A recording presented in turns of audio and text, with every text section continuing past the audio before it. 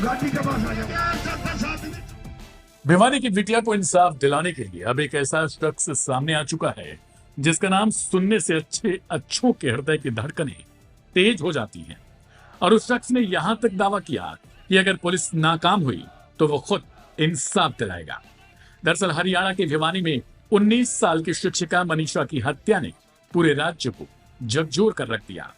मनीषा की दर्दनाक मौत को लेकर जनता में गुस्सा है, प्रदर्शन हो रहे हैं, यहां तक कि पूरे गांव को घेर लिया गया है, जिसे खुलवाने के लिए पुलिस लाख मिन्नतें कर रही है।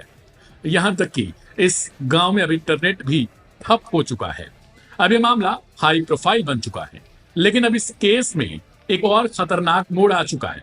कुख्यात गैंगस्टर लॉरेंस बिश्नोई गैंग की इस केस में एंट्री हो गई है।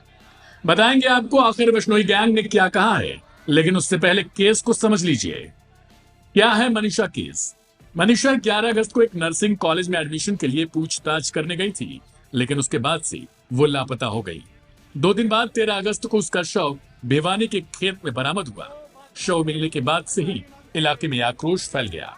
परिजनों और स्थानीय लोगों का आरोप है कि पुलिस ने लापरवाही दिखाई और समय पर कार्रवाई नहीं की गई। बिश्नोई गैंग ने क्या कहा? अब इस बीच लॉरेंस बिश्नोई गैंग ने इस हत्या को लेकर धमकी जारी की है। बिश्नोई गैंग ने कथित तौर से सोशल मीडिया पर एक पोस्ट वायरल की, जिसमें गोल्डी ढिल्लों और लॉरेंस बिश्नोई के हवाले से लिखा गया, अगर हरियाणा पुलिस इंसाफ नहीं दिला पाई तो हम खुद कातिल को मौत के घाट उतार देंगे। इस बयान ने पूरे मामले को और भी पेचीदा बना दिया है। कहां है इस वक्त लॉरेंस बिश्नोई? गौरतलब है कि लॉरेंस बिश्नोई इस समय जेल में है और उसका खास सहयोगी गोल्डी ढिल्लों कनाडा में बैठकर गैंग को ऑपरेट कर रहा है।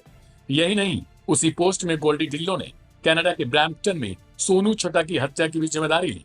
गोल्डी ने लिखा कि सोनू छटा लॉरेंस के नाम पर उगाही कर रहा था और एमपी धनुआ मर्डर की साजिश में शामिल था, इसलिए उसे मार दिया गया। कब कब चर्चा में रहा लॉरेंस बिश्नोई। यह पहली बार नहीं है जब बिश्नोई गैंग ने इस तरह से खुलेआम किसी केस में हस्तक्षेप किया हो। लेकिन मनीषा हत्याकांड के बहाने लॉरेंस और रोहित गोदारा गैंग हरियाणा में अपने वर्चस्व की लड़ाई भी लड़ रहा है। यह केवल न्याय की लड़ाई नहीं, बल्कि गैंग वॉर और ताकत के प्रदर्शन का भी मंच बनता जा रहा है। मनीषा केस में अपडेट। हरियाणा सरकार ने मामले को गंभीरता से लेते हुए अब इसे सीबीआई को सौंपने का निर्णय लिया।